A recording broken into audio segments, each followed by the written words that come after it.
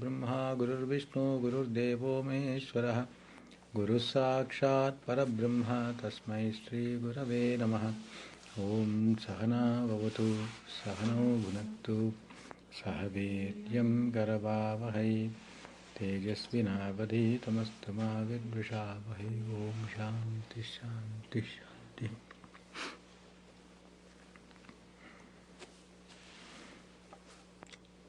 In the study and practice of Hatha Yoga,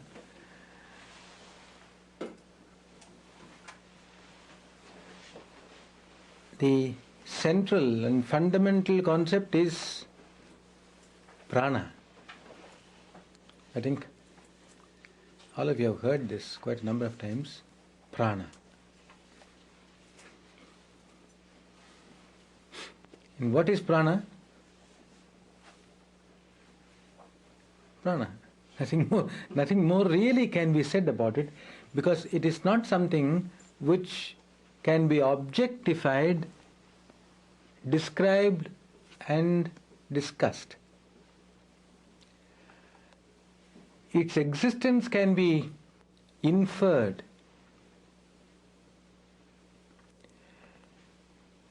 It can neither be proved nor disproved, neither demonstrated nor thought about.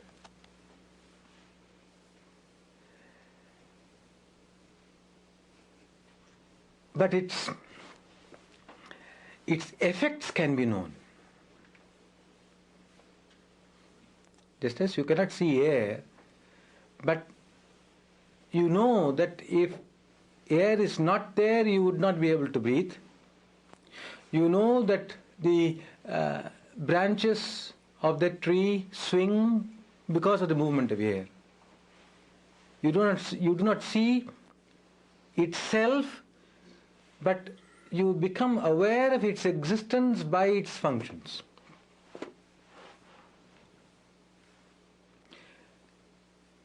What is prana? Now come the description of its functions. And then a sort of generalized definition that it is cosmic energy.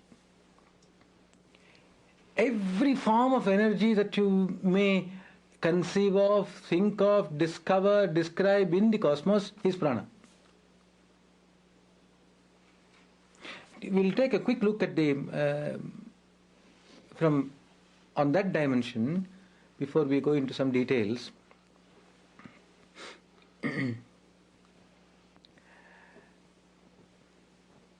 It is prana whose movement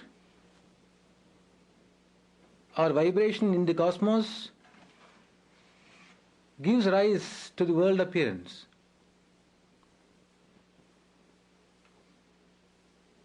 That's simple, isn't it?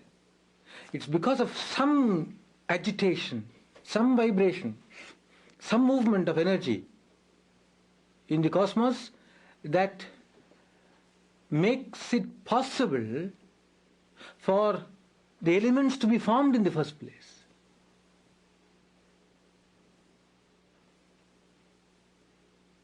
For the most rudimentary element, if one could accept the scientist's description of hydrogen as the rudimentary element.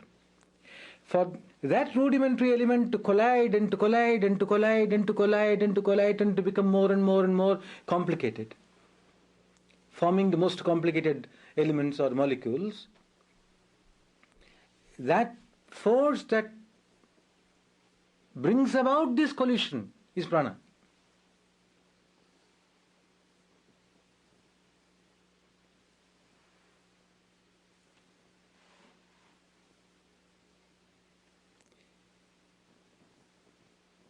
That force that brings about this collision is prana.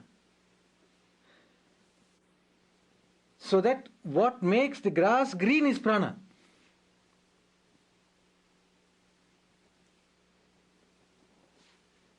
The fundamental root elements colliding, creating molecules, and then creating matter.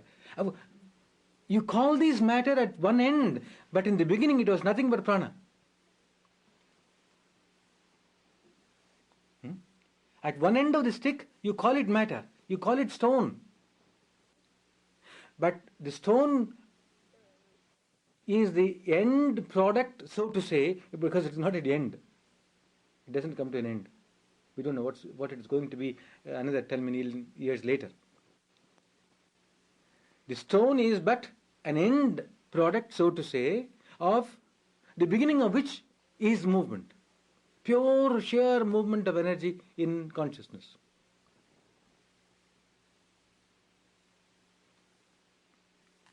And this prana is as cosmic as consciousness, as omnipresent as consciousness, and non-different from consciousness.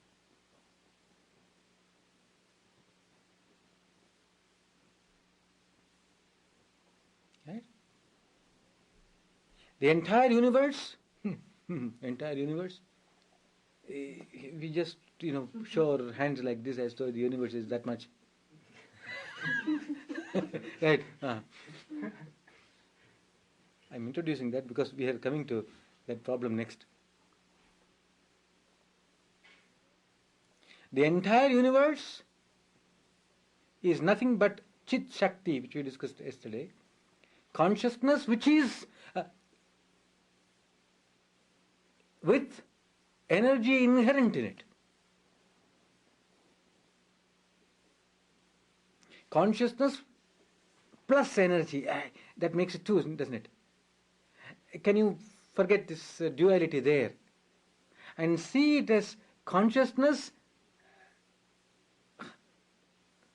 which is also energy, with the two being indivisibly together.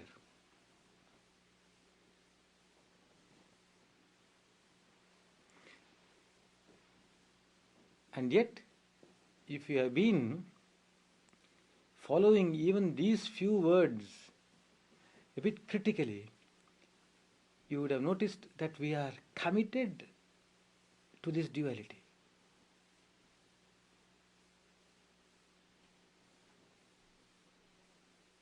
When you say you and I are one, you are committed to the duality of you and I, and then you are struggling to create a sort of unity.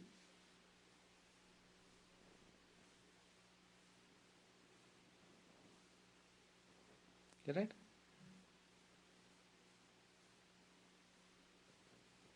And that's the problem. And yoga is that realization which brings to an end this non-existent division. And hence there is a lovely verse which occurs in the Yoga Vasishtha.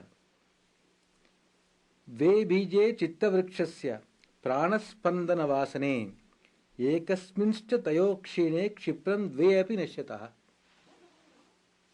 What is the mind? Citta. We are going to come head on into it while we study Raja Yoga. Citta is the mind, my mind, the great my mind. What are the roots? What are the seeds? Or the causes of this mind? The causes are two, says the Yoga Vasishtha. The mind, your mind, has two causes. One is pranaspandana, that is movement of energy, movement of prana. And the second is vasana. Vasana is a notion. A notion is fundamentally non-different from consciousness, intelligence. You cannot have a notion which is devoid of intelligence, which is devoid of thought, which is devoid of consciousness. You cannot, nothing cannot entertain a notion of something. A non-entity cannot entertain a notion of entity. An unintelligent, inert and absolutely lifeless, non-thinking substance, insentient substance cannot produce a song, a thought. That's simple, I think. So, if where there is a notion, where there is a thought, where there is a concept, there is its own content, its own reality is consciousness.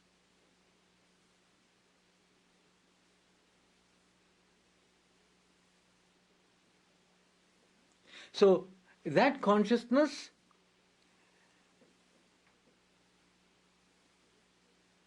produces a limitation of itself.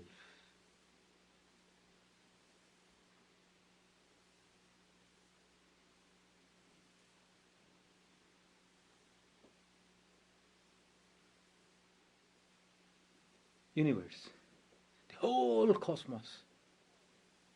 Because my arms cannot stretch out much longer than this, I am saying the entire cosmos.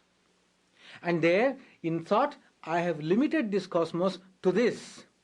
I have indicated a vague feeling that there is a cosmos and the cosmos is necessarily round, circular. This much I have indicated.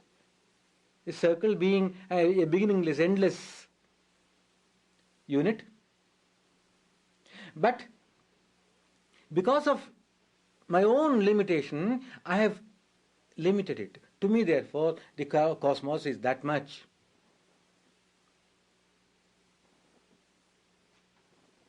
We have used the word soul, we have used the word self, and we have somehow got ourselves into a tight corner there. That in my heart there is a soul, which is, there are even beautiful descriptions of it, just for your entertainment. Angustamatra purusha. How shall I conceive this soul to be? It is of the size of a newborn baby's thumb. Clearly given.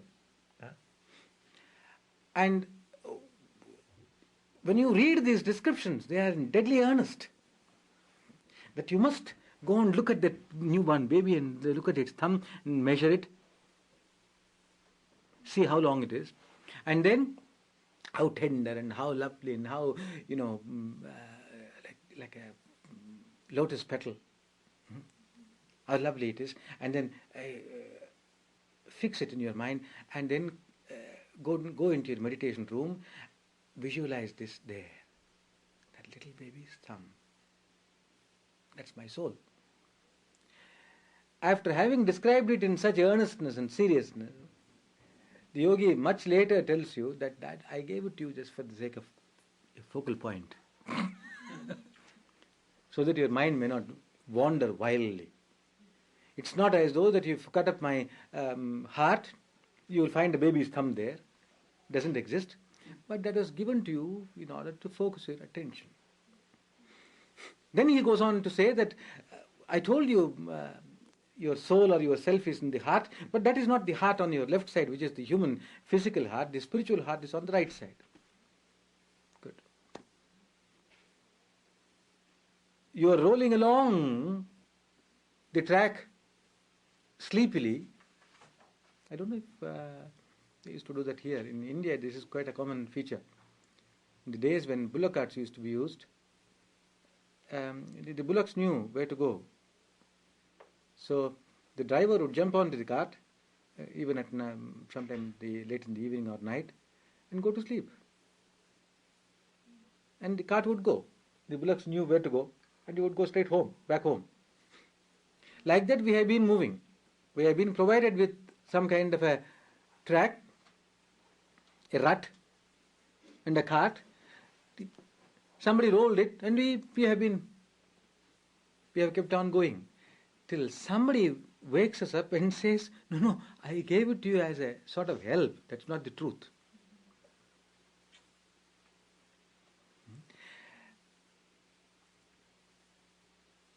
I have a funny habit of looking at the words, as Avril says, from a different angle. I don't look at words as you do. Soul.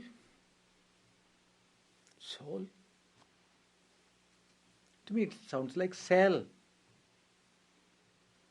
Huh? You spell it S-O-U-L. Maybe it is only C-E-L-L. The spelling is slightly different, but the pronunciation is more or less similar.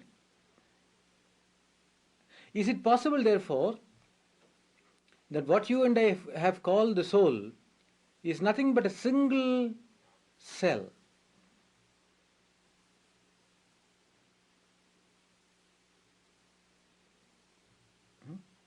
Just a single cell. Or the fundamental element, the root element, the subatomic particle, which is further indivisible. The absolute final point.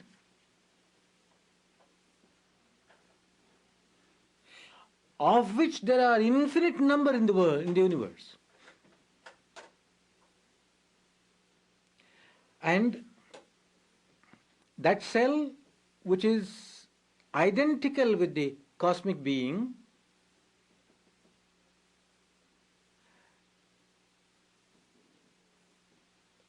in which therefore there is consciousness and energy. These two being omnipresent, all-pervading, pervade this cell. So that if you can, inevitably we have to visualize something, imagine something. If you can visualize one of those sand particles on the beach, in which there is both consciousness and energy, or the one that is both consciousness and energy. The consciousness in that, as it were, thinks, I am a particle of sand. And it becomes a particle of sand. That consciousness, as it were, thinks, I am a chair. And it becomes a chair. That particle thinks, I am a man. And it becomes a man. And that particle thinks, I am a woman. It becomes a woman, as it were. Because the consciousness or the intelligence in it is able to think, create this notion, and the energy that is inherent in this consciousness is able to fashion it immediately.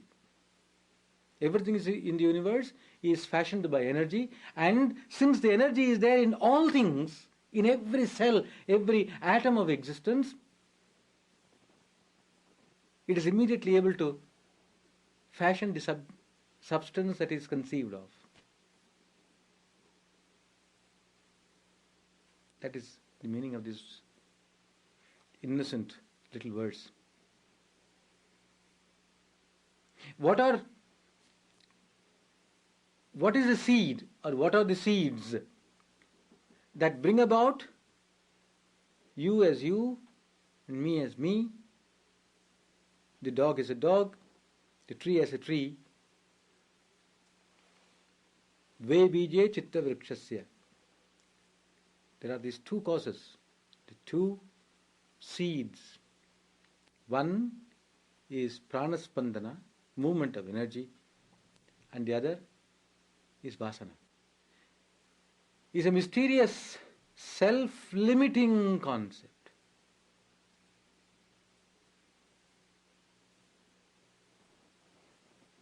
We are still discussing what is known as the cosmos. And some of those funny little cells in this cosmos are seated here.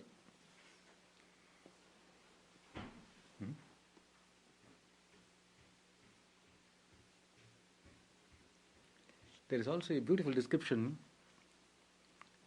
of worlds within worlds. It's rather staggering and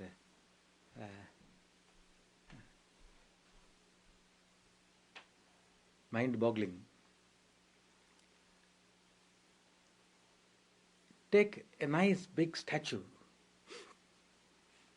of the Buddha. I once saw an enormous statue about 90 feet high, made by just one man. He had spent about 50, 60 years building it. This, of course, was made of bricks. Now let's take a huge statue of Buddha made of one single rock. That's possible. I've seen some.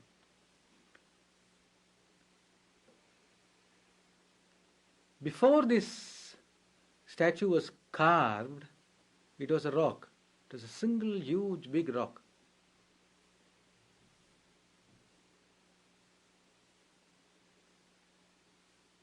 And you look at that statue, and you are the sculptor. You visualize a huge figure of the Buddha. So lovely. You are a devotee of Buddha, yes?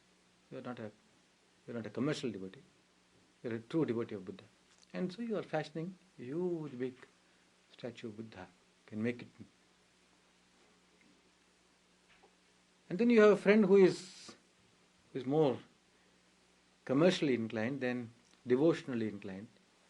And he also looks at it. He says, that's a beautiful stone. Marble, let's say. It's a beautiful marble. If you make this one big statue, it wouldn't sell. You know what he is looking? He is looking at least 200 Buddhas in that one stone. That is, in that one Buddha form that you conceived of, he is seeing 200. There he sees one, there he sees one, there he sees one, here he sees one. That single Buddha, therefore, contains within it 200 Buddhas. And if someone else is interested in miniaturization, he looks at even that small Buddha and says, nah, I can carve it out and I can create 1,000 of such little Buddhas. So it's possible for that single cell or soul to contain millions of others within itself, to conceive of millions of others within itself. There's no end to it, is there?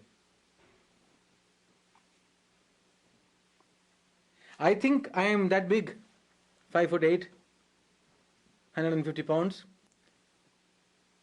and that's because I think I am that.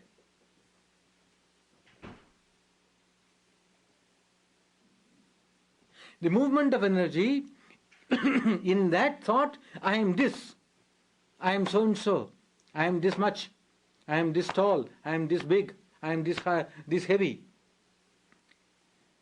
The movement of energy in that notion is mind.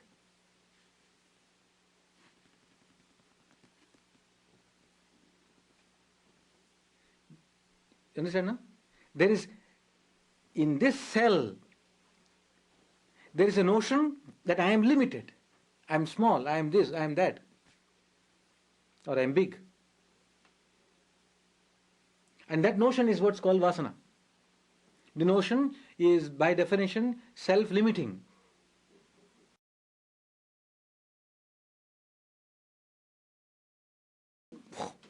More or less the same. But this is supposed to be the seed, and Citta is the tree, is the plant. There's not much of a difference between the seed and the sprout. There's not much of a difference between the seed and the sprout.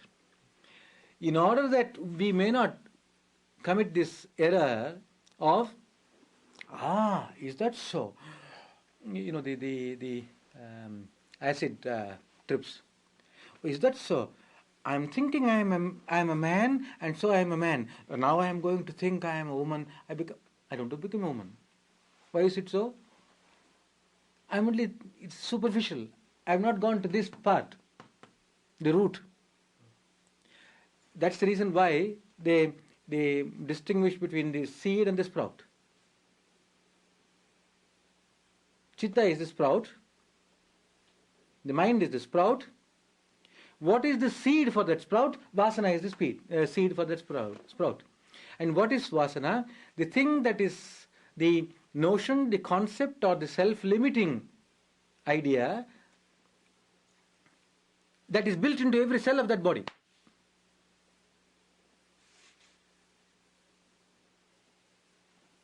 The notion or the idea that is built into every cell of that body, and which again is animated by prana.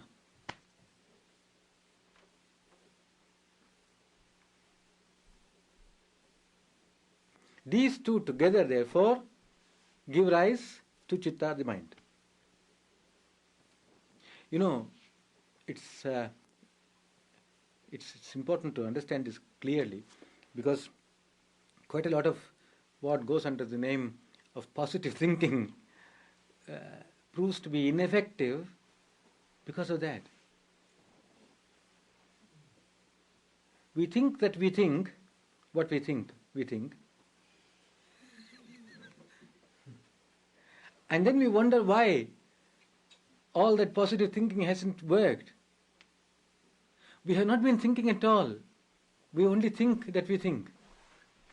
Thinking probably takes place at that level, at the level of vasana, at the level of the reality or the consciousness or the intelligence that fills every cell of your body. In other words, are you able to think at that level, at the cell level? No. It's a terribly superficial affair. Our thinking is extremely superficial, and therefore it is not able to produce any real effect at all. So I must go right down to the grassroots and bring about a change there. Incidentally, one thing more. Incidentally, the ego sensor I, ahankara, is one of the thoughts that arise in citta. So it's twice removed. Therefore, in order to bring about a total revolution or change, I must go over the fence called ego sense, dive through this citta, come right down to this vasana and change it there.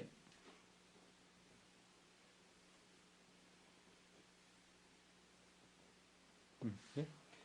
My question was how, and then it's Sense. selfless service. Yeah, that will Inquiry, we'll come to that. Yeah.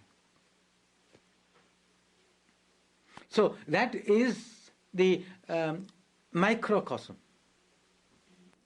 The macrocosm is the whole lot, consciousness, energy, and the movement of energy in consciousness is the macrocosm, the whole universe,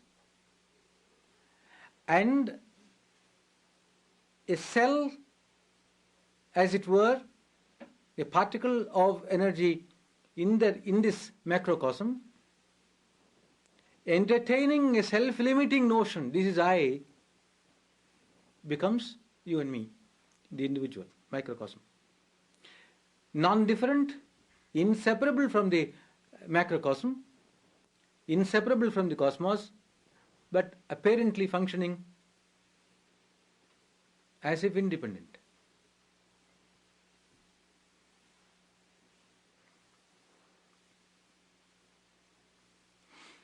One thing more about this prana before we come down to the individual level. Prana is energy, and one can see its various functions. At the cosmic level, it may be the force of gravitation.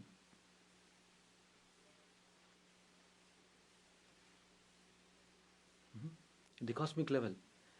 And I wonder if you also see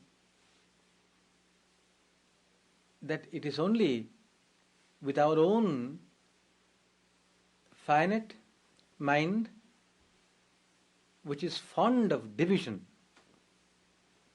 that we are seeing that the world, that the stars, the planets are kept together by a force of gravitation pull. In the cosmos itself, probably there is no such force, probably there is no such power. It is just one, pure oneness. For instance, when you walk, your arm also comes with you. It's because it's one with you. There is no force pulling it together and keeping it, glued to your shoulder.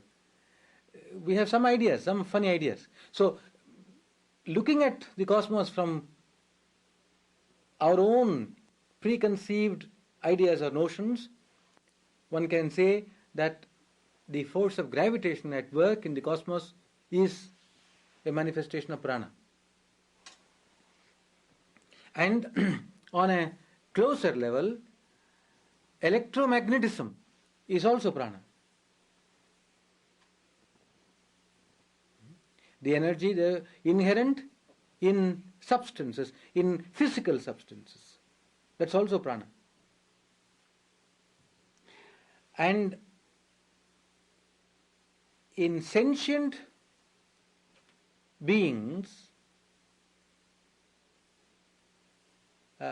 in which probably we can include not only the human and the animal, but also the plant kingdom, vegetable kingdom. Natural sensitivity is prana. Natural neurological response in the animals and the human is prana. Natural neurological response, which means that if the hand comes down on a hot plate, even before you know what happened, you have withdrawn the hand. If you happen to touch something which is either too hot or too cold, the hand pulls away. That is a tremendously simple, natural neurological response. That is also the effect of prana, not the other kind of funny fear.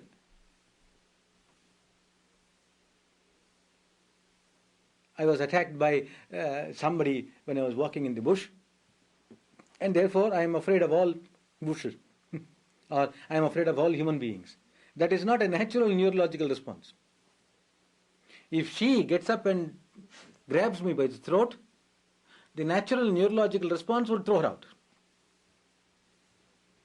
But it is not natural neurological response later to look at one with her hairstyle and run away from it. That is a perverted a perverted psychological response. That distinction clear is. This is why in animals one doesn't always come across the perpetuation of animosity, as in our case. If two dogs, again not the domesticated ones, if two wild dogs fight, they probably fight for a few minutes over a bone or a piece of meat, and once that quarrel is over, it's forgotten. But you and I never. Probably even your grandson will be fighting with my grandson. So that sheer neurological response is also the manifestation of prana. And so our friend was standing on the edge of the chair. What was happening was the effect of prana, neurological response. He was not afraid. When his mind looks at it, there is a psychological perversion, and then something else happens. What you call fear takes over. But till If that can be prevented, your feet will still throb, and that is the simplest form of neurological response, which is the function of prana. One must see all that. If one is able to distinguish, find the distinction between this natural neurological response and the perverted psychological fear, then I am able to keep this fear away and not be frightened to act naturally. Only if we understand this, we also see why some of these great saints and sages and so on, he might have had a sore on his arm, and if he pressed it, he also howled. It's a pure and simple neurological response. It has nothing to do with fear. It has nothing to do with suffering, as you and I call suffering. Yet, all these are also part of some of the manifestations of prana. Right? Now, we come to the individual, and it is here that yoga has contributed tremendously. What is prana in the individual? And how do I recognize it? Because again, we have so completely forgotten the real nature of prana, the life force. And ignorantly identified prana with breathing. It's a simple psychological trick.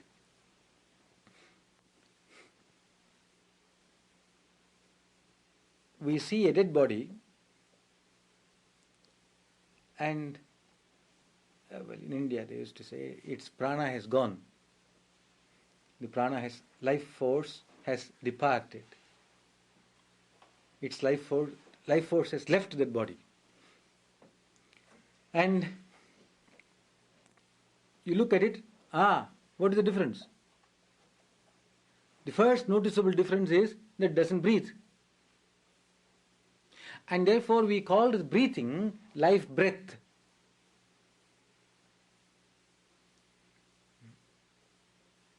Breathing is called life breath because when it stops, the fellow is dead. Prana has left him. Prana has left that body. And when I look at it, I can only see this. I don't know what else has left that body. I can only see this, that breathing has stopped. And so I have come to associate breathing with prana.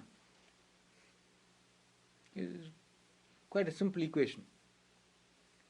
But prana is not just breathing. Prana is what enables every cell of your being to live and to function. And the yogis looked at the functions of this prana rather closely. And in accordance with the several functions that the single prana performs, they classified it into these 5. Prana, apana, samana, udana and vyana.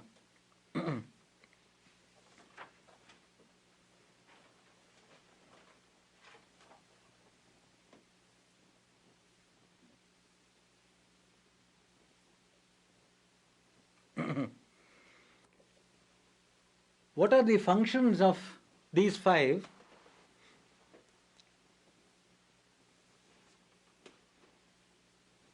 Prana. The function of prana is to breathe in and out.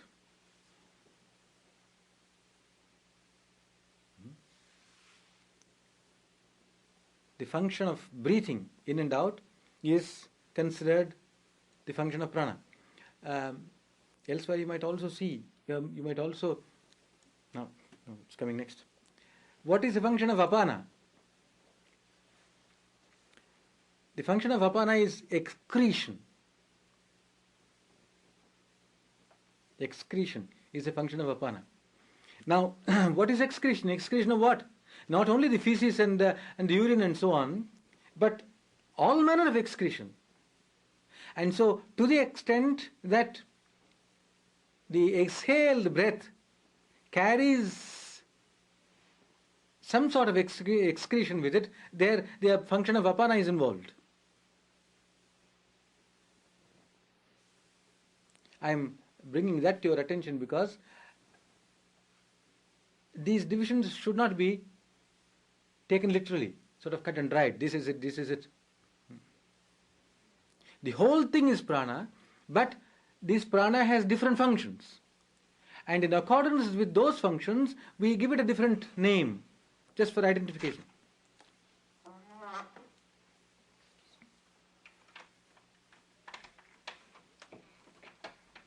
Apana vayo karmaitat vinmutradi visarjanam.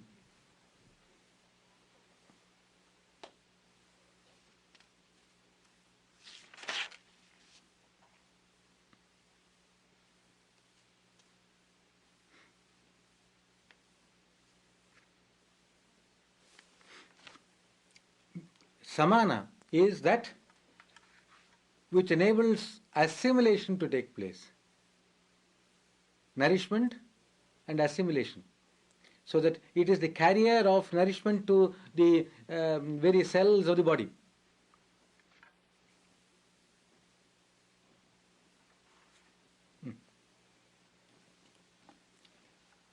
Udana means to lift up.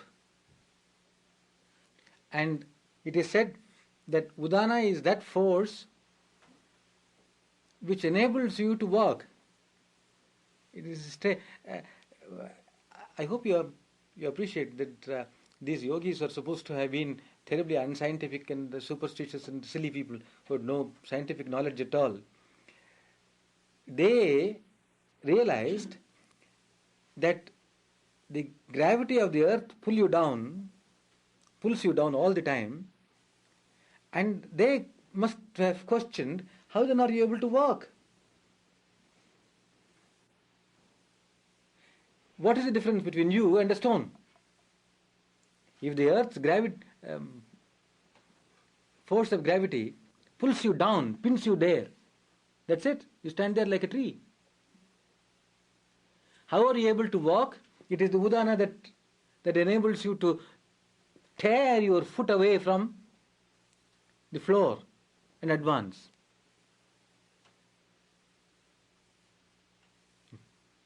Beautiful.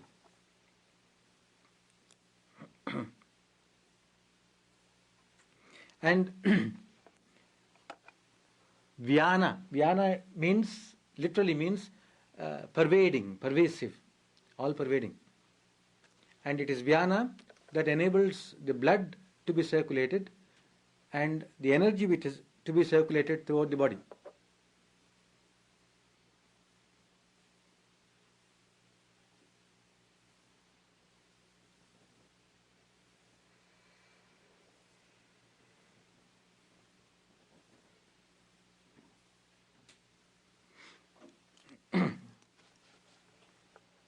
This is also, can this be psychological too? This Yeah, force, right. The force that would circulate thoughts?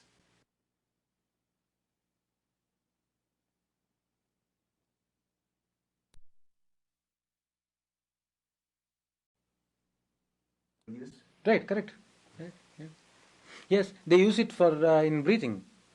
Quite very often they use it for breathing. See, breathe in good holy thoughts. Exhale unholy thoughts, undivine thoughts which you want to get rid of. We'll come back to that later. And that is the reason why I pointed out that it is not as though that the excretory functions of the apana are restricted to the what we call excretory functions. Even in the excretion that is involved in breathing out, exhalation, is also part of this apana.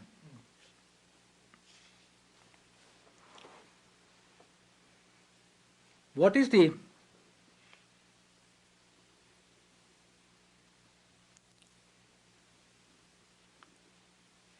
source of the conservation, or what are the methods by which this prana can be conserved, and how how is this prana misused?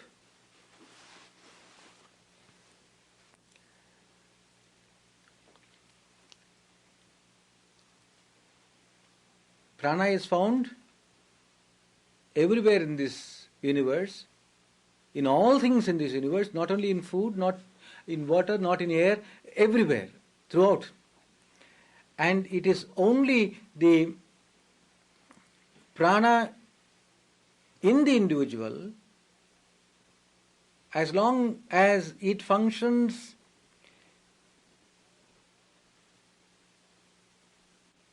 without interference, without perversion, that prana can absorb the prana that is inhaled through the air, the prana that is consumed through food and drink, and perpetuate itself. It is a self-perpetuating mechanism. But in having to assimilate the life force, prana, from food and drink, the prana in the body, in this body, has to work. There is an expenditure involved in this action, in this activity, in the activity of digestion, in the activity of assimilation. That's the only problem with this machine.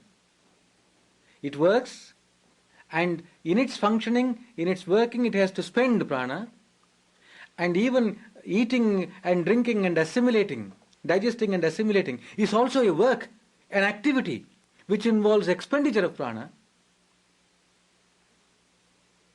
And, of course, in the food that is eaten, in the water that is drunk, in the air that is breathed in, there is prana, and therefore that prana replenishes the prana that is expended. And we somehow seem to be losing. The budget is always in the red, but little by little, little by little, little by little, we seem to be losing.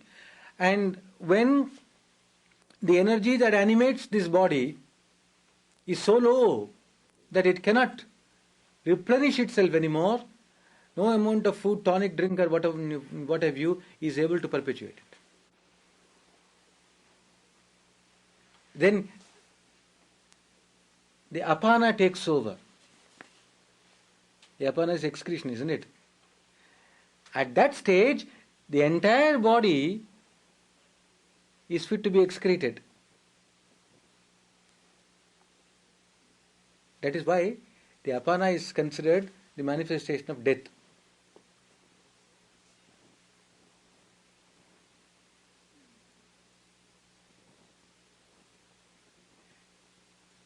You consume food, and of which one part of it is to be excreted. It's useless for me. It is useless for the prana that animates this body. So that part of it is daily excreted through all sorts of things, skin and breath and so on, the intestines and so on. And then the level of prana becomes so low in this give and take business. The budget is so low that it is more in the red than otherwise. That's what's called the end of life. At that time, it is as it were, the entire body becomes excretable, useless. And so prana says, okay, that's it. We'll find somewhere else. We'll go and live somewhere else.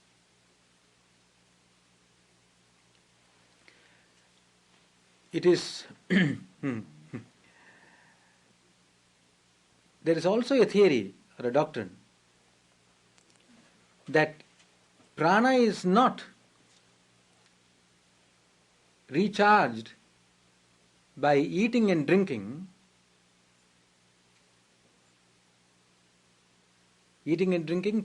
provide us with the substance, with the flesh, with the proteins, with the cell, the material substance. But what is the how do we get the energy to fill those cells and molecules? From where do we get the energy to fill those molecules, the cells? Sleep. Disgraceful. Same. Sleep. It is from sleep that we derive energy. Not from food, not from drink. So the intake of prana, the income, the prana income is mainly from sleep. We are talking about normal people, it's not those who are meditating. In the case of meditators, it is meditation that puts you in touch with the source of prana. Sleep or meditation is the first and the greatest source of prana. The second is breathing. The third source is water, plain and simple water, not the other polluted water, alcohol. And lastly, food.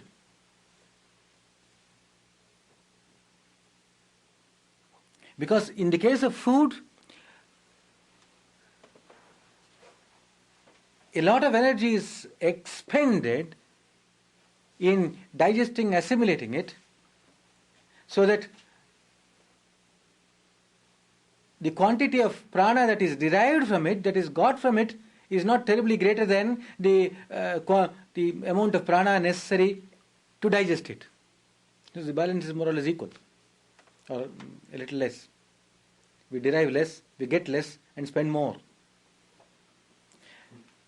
It is only in sleep or in meditation that one is able to derive maximum energy from the source. Why is it that we derive maximum energy or prana from the source during sleep and in meditation? Because the ego interference is minimal. It is the ego that stands as a barrier between the source and the body. So the less the ego interference in our life, the greater the energy, the less the loss of energy. What makes us lose energy fast? They have got a number of physical activity also makes us lose our energy. But I think the greatest loss of energy, according to the yogis, occurs in speech and sex.